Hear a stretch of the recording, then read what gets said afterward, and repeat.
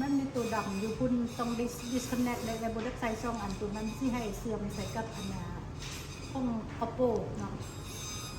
ตัวนี้มันต้องเสื่อมอีอย่างเงี้ยเซลฟี่สติ๊กเจ้าใส่บลูทูธเข้าไปย่ำใดเจ้าบ่อยากใส่เจ้าก็ disconnect สิใส่ตัวใดก็ได้หมดบ่ใส่โทรศัพท์นี้ก็ได้แม่นบ่ย่ำเจ้าบ่อยากใส่เจ้าก็บ่ต้อง connect มัน Hello ไอ้ตัวบ่ค่อยรู้เรื่องไอ้ตาโทษนะแต่เฮ็ดกันอยู่กับเจ้าแท้โอเคต้องให้เสื่อมอันนี้เดี๋ยวนี้นี่บ่แม่ตัวนี้มันจะมีเสื่อมบลูทูธถ้าเสื่อมแล้วเวลาเรากดถ่ายมันจะดีตัวนี้มันจะถ่ายให้เลยแต่ก็ใส่ได้เลยตั้งเสื่อมใส่โทรศัพท์ใหม่แล้วตัวเนี้ยเสื่อมโทรศัพท์ใหม่ต้องทึกใหญ่ที่ข้าวมีแต่ซ่อมมีที่ซี่นี่บ่ข้าวสีชมพูบ่เขาต้องถ่ายให้เจ้าติดตั้งโทรศัพท์เจ้าอยู่ฮะข้าวแม่บ่ละสิเอามันยังไงเอาเฮ็ดจังได๋แก้วนั่งไม่รู้ไว้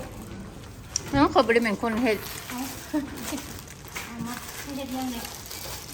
ก็ยังได้ข้อมูลอย่างเงี้ยนะพวกเฟซพวกอะไรเอาข้อมูลเก่าเจ้าอยากใส่ Facebook อยู่บ่โทรศัพท์ตัวนี้แน่นอนเอา Facebook โอเคเอาตัวเก่ากับตัวตั้งใหม่เอาตัวเก่าบ่ตัวสังใหม่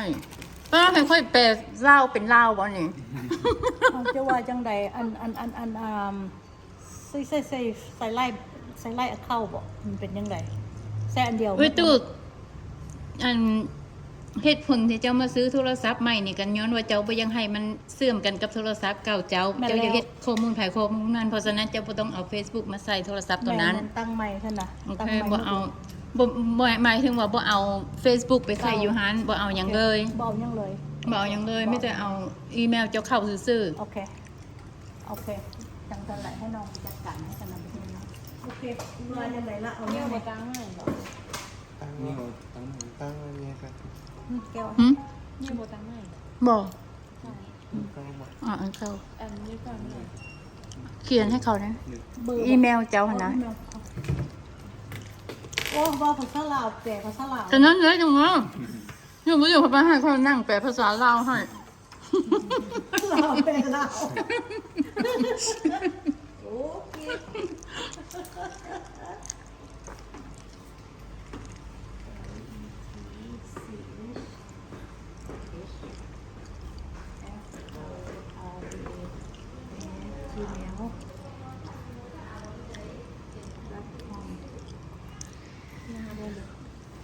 รหัสแค่ส่วน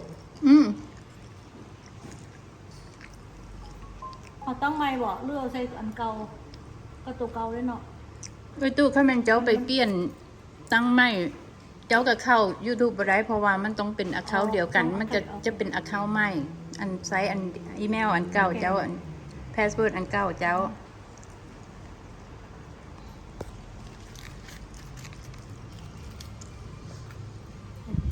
ตัวชื้นI'm not sure ตัวนี้ตัว E เลยเอาแม่และ LET ลูก LET CH ให้ตัวใหญ่ให้เรานะมีอย่างเปียกบ่ตู้เจ้ากระเป๋าจะเข้ามาแล้วเข้ามาแล้วอยู่แต่มักเรียนกับเพื่อกันฝนเขาเรียกกินน้ำเลยอยู่ในถุงง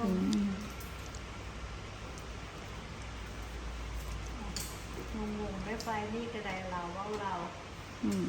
ว่าเราใส่กันพันยังมาให้คอยแปลให้ฟังเยอะลายไปเรา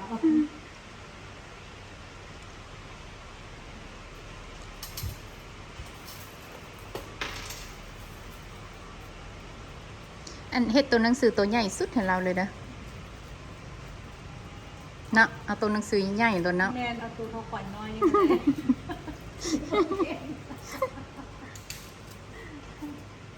เอาละมีแทบยังไงมีเคสอันตั้งเลยอันตั้งโทรศัพท์อยู่เป็นเปิ้ลตรงนู้นได้ซื้อลูกแกะเคสแล้วยืดใส่ยังจะใส่เบอร์ XL แบบเบอร์ L ตอนที่มันกินมันดีอยู่อ่ะ โอเค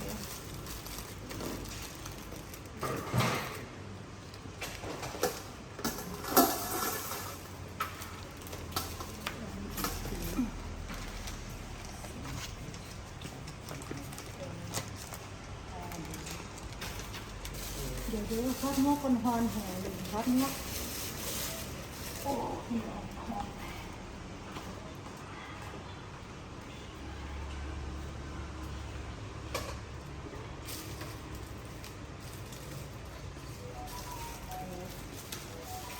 เดี๋ยวเลยลูกค้า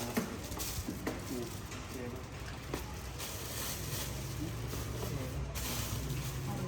๋ยว แก้ว หืม จะเอาของเจ้ามาทายดีกว่าของไอตีก็ชื่อทายเดินได้ อ่ะ จะเอาของเจ้ามาทายดีกว่า เ